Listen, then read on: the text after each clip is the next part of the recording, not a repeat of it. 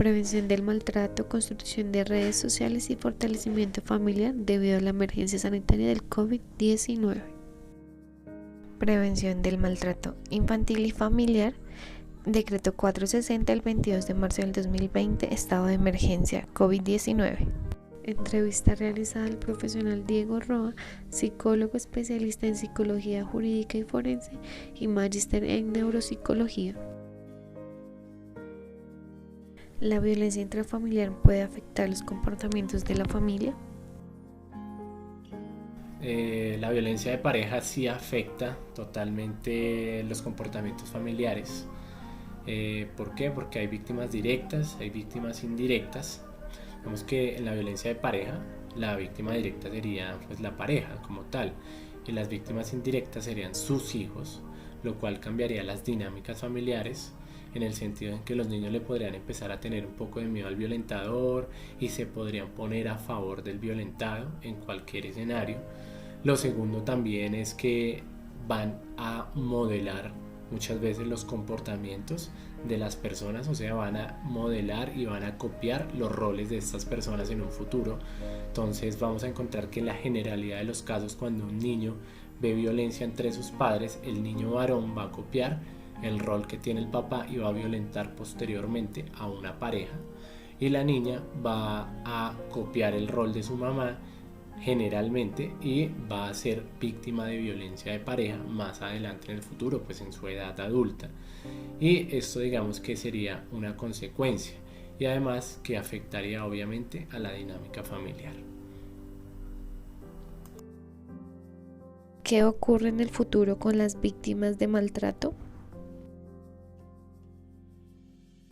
Bueno, digamos que las consecuencias o las secuelas que puede llegar a tener una persona maltratada en el futuro pues están ligadas a la parte psicológica enteramente, en todo lo emocional. Puede desarrollar un trastorno del estado de ánimo o puede desarrollar cualquier trastorno de ansiedad, o si no desarrolla una patología también puede desarrollar un rechazo hacia sus padres en el cual simplemente se aleja y no quiere volver a saber de ellos, ¿sí? Porque fueron temas de maltrato. Entonces digamos que esas son unas secuelas. A nivel cognitivo vamos a encontrar deficiencias en la capacidad de aprendizaje, vamos a encontrar dificultades enteramente en organización y planeación, personas que son inflexibles, o sea que son muy tercas. Vamos a encontrar personas que les cuesta la socialización con otras personas, entonces que muchas veces se cohíben o se inhiben de socializar con otras personas precisamente por el maltrato. Hay que tener en cuenta que las secuelas pueden, no están generalizadas a te van a dar estas secuelas, sino pueden ser variables dependiendo de la persona también y cómo sean sus capacidades de afrontamiento.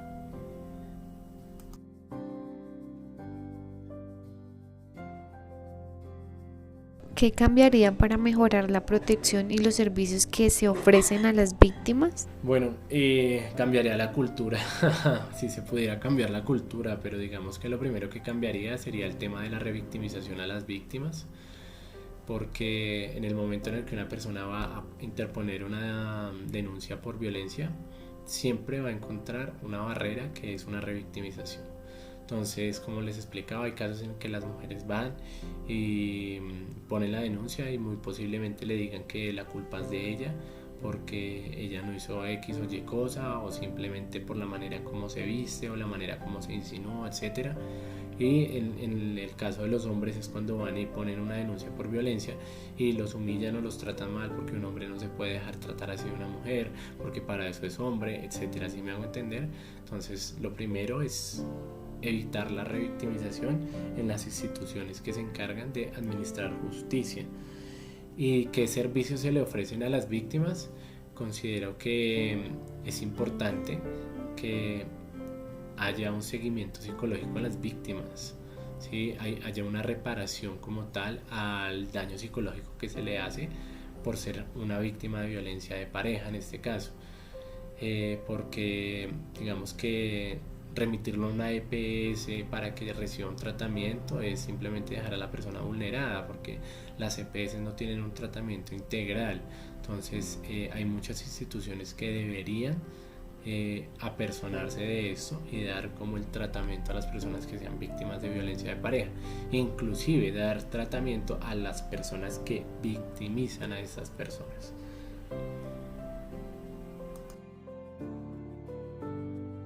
Una persona con antecedentes de violencia en algún momento puede cambiar estos comportamientos o con el tiempo vuelve a maltratar.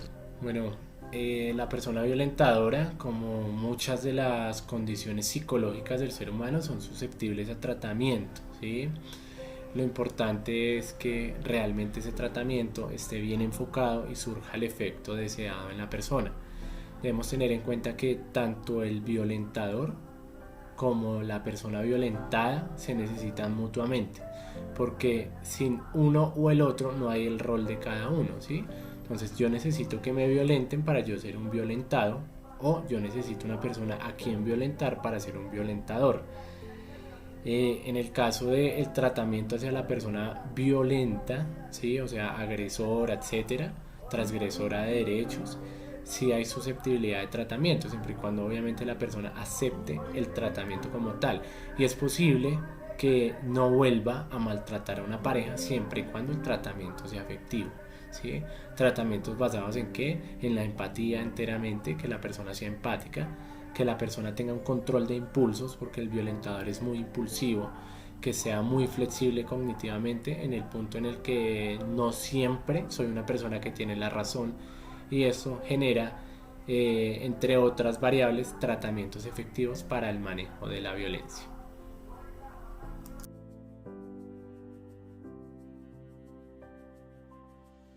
¿Cómo prevenir el maltrato infantil en tiempos de pandemia? Bueno, digamos que el tema de la prevención del maltrato enteramente radica primero en que la persona entienda que toda esta situación que estamos viviendo sale del control de todos nosotros y que es una situación novedosa en la vida y que ha impactado a toda la población. Entonces, ante episodios de estrés, ante episodios de llanto, ante episodios de mal genio, lo importante es que uno se autorregule, se calme y no vaya a explotar o a estallar en contra de otras personas, en este caso pues los niños. Lo segundo es que, digamos, los niños son muy inquietos, ¿sí? Y más ahorita teniendo todo el tema del encerramiento, porque no se pueden expresar de una manera adecuada como lo hacen en el colegio, en el que saltan, juegan, interactúan, etcétera, sino están totalmente encerrados en la casa. Entonces lo importante es primero que nosotros sepamos motivar ciertas actividades para que los niños hagan dentro de casa, y segundo, tener castigos efectivos que no impliquen un castigo físico, sino que al contrario impliquen la pérdida de algo en los niños, la restricción de cosas, los tiempos fuera de actividades reconfortantes, que para ellos genere un impacto emocional y traten de no volver a realizar esas cosas dentro de casa, y con ello evitaríamos un poco el maltrato. De igual manera, siempre doy la sugerencia de jugar con sus hijos, porque jugar es una actividad placentera tanto para los niños como inclusive para los padres, y esto va a motivar muchos comportamientos positivos en sus hijos. Entonces también les va a ayudar mucho con el tema de la prevención del maltrato.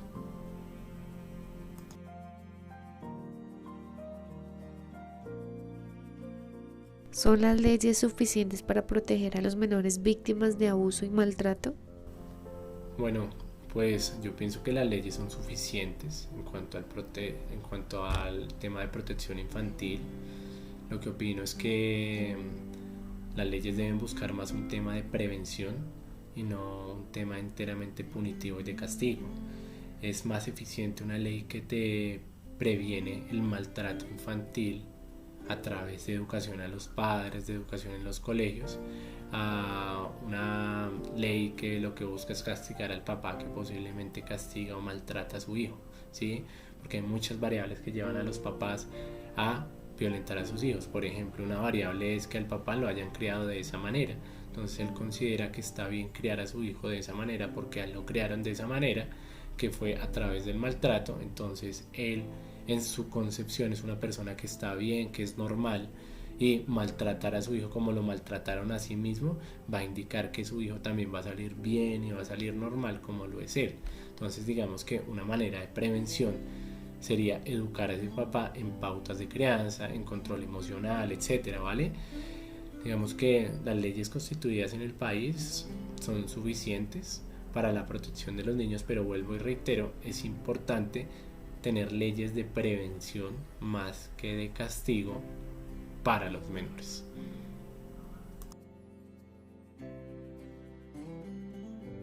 ¿De qué forma yo le puedo hacer ver a una persona que está viviendo con su agresor que se aleje de él? Bueno, esta pregunta tiene varios componentes. Digamos que, como les decía anteriormente, la violencia de pareja enteramente está relacionada con un control, o sea, el victimario va a ejercer un control sobre la víctima. Entonces, ¿cómo yo puedo hacer ver a una persona que está siendo víctima de violencia de pareja? Pues le muestro qué tanto control ejerce su pareja hacia esa misma. Entonces, su pareja le controla las salidas, le controla los encuentros, le controla las redes sociales. Es una persona que constantemente la está tratando mal o la está denigrando o no está reconociendo sus capacidades o sus competencias.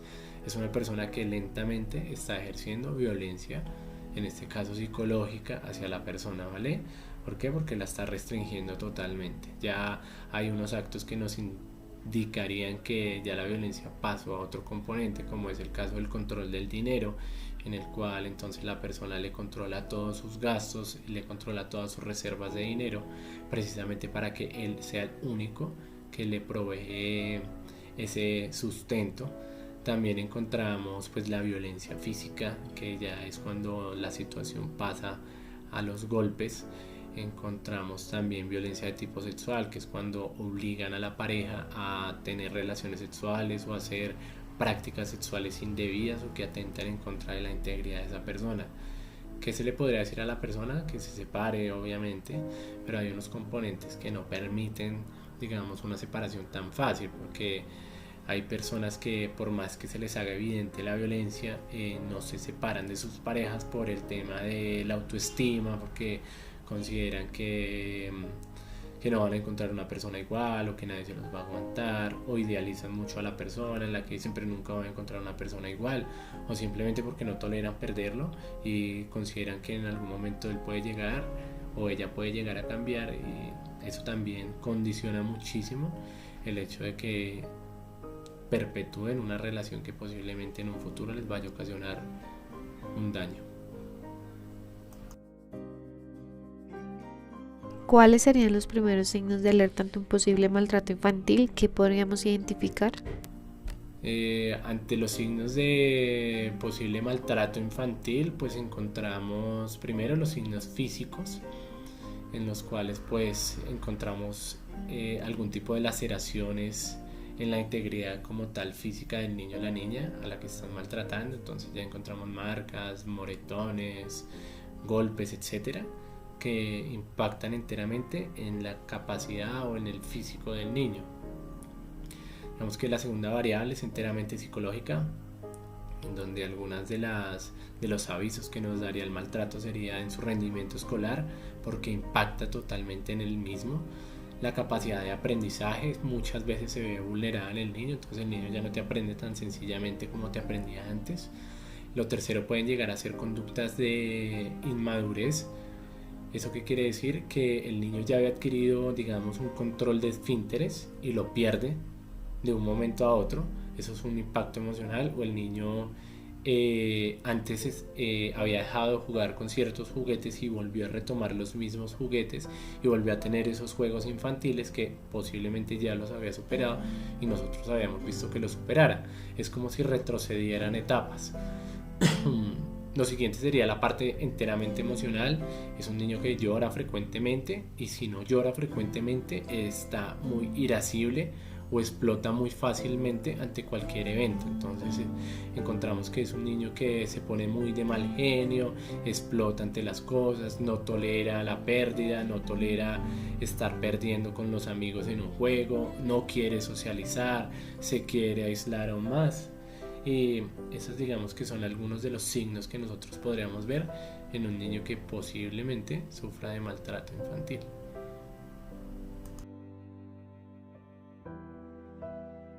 La familia es el ámbito de la socialización primaria porque es el primer lugar donde se aprende. Entrevista realizada al padre Álvaro Humberto Vázquez Sarmiento de la comunidad religiosa Sacramentinos. El padre Álvaro nos dará las siguientes respuestas en cuanto a redes de apoyo, fortalecimiento familiar debido al COVID-19. Bueno, muy buenas tardes para todos los que buscan obtener unos elementos sobre la red de apoyo. La red de apoyo, para identificar estas redes de apoyo es necesario estar en contacto con su iglesia, con su comunidad local y con su municipio. Y ahí podemos fortalecer y también con las entidades de salud. Y para generar confianza en la familia y romper el miedo, porque impide las ayudas, es necesario que no se juzgue, que no se cuestione, que también no nos encerremos en nuestros meros ambientes de trabajo o de exigencia personal, sino que siempre estemos desde esa sencilla pregunta: ¿cómo estás?, yendo un poco más allá de qué es bien, qué es mal, qué es regular, porque solo así podremos ampliar y tomar conciencia de la posibilidad de una enfermedad fuerte en la familia o en cualquier miembro de ella. ¿Qué otra cosa? ¿Cómo fortalecer la relación con Dios en este tiempo? Pues tenemos muchos medios. 1, con la naturaleza. 2, con nuestros momentos de espacio y de silencio y de oración. 3, también utilizando la tecnología y aprovechando sus videos que nos ayudan a entrar en el ambiente de oración, a relacionarnos con la palabra de Dios, a poder hacer una celebración familiar comunitaria o asistir a una Eucaristía virtual ofrecida por alguna situación, sea de salud o sea de otro orden. Y así pues vamos logrando cuáles pueden ser las consecuencias emocionales para una persona que no logra un vínculo con las redes de apoyo familiares o sociales. Pues fatales, porque pueden caer en la depresión, en la ansiedad, en la angustia, en la psicosis, en pensar de que pues está solo o sola y hundirse en su propia soledad y en su propia incomunicación, siendo prácticamente personas autistas. En cuanto al tema del fortalecimiento familiar en relación con el COVID, ¿qué tanto la pandemia puede inestabilizar las relaciones de familia? Pues es evidente. Nosotros nos damos cuenta que hoy en día pues hay bastante ruptura, bastante discusión familiar que está generando el COVID e inestabiliza las relaciones de familia. O el ver que sus hijos se dan cuenta de los defectos de sus padres y cómo pues ellos también no le prestan atención, el tiempo que deberían aprovechar, que antes aprovechaban para el transporte, para ir a su trabajo, no lo saben invertir comiendo juntos, aprovechando un momento de desayuno, de cena, de almuerzo.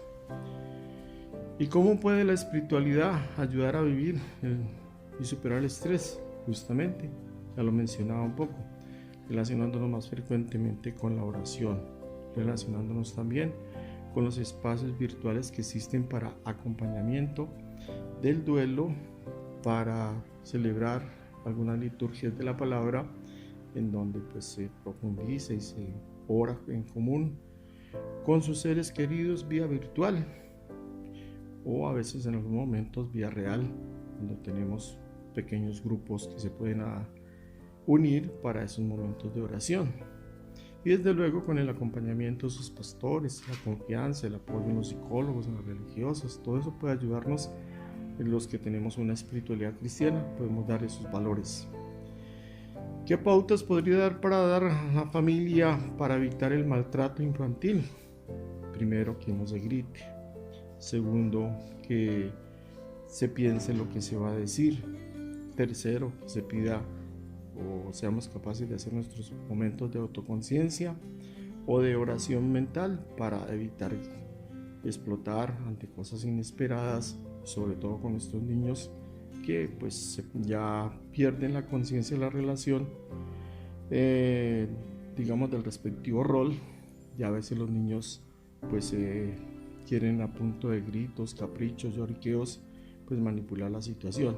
Es donde necesitamos la mayor serenidad posible y la capacidad de siempre estar negociando las normas de convivencia en la casa, dentro y fuera. ¿Y en qué medida el COVID agrava la violencia de género?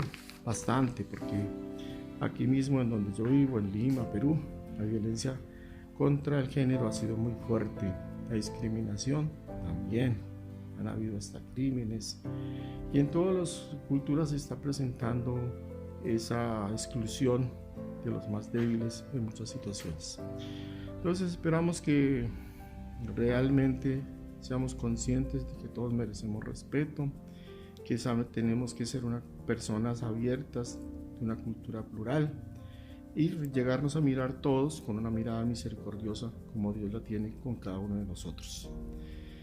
Bueno, espero que este sencillo acercamiento le aporte mío, hecho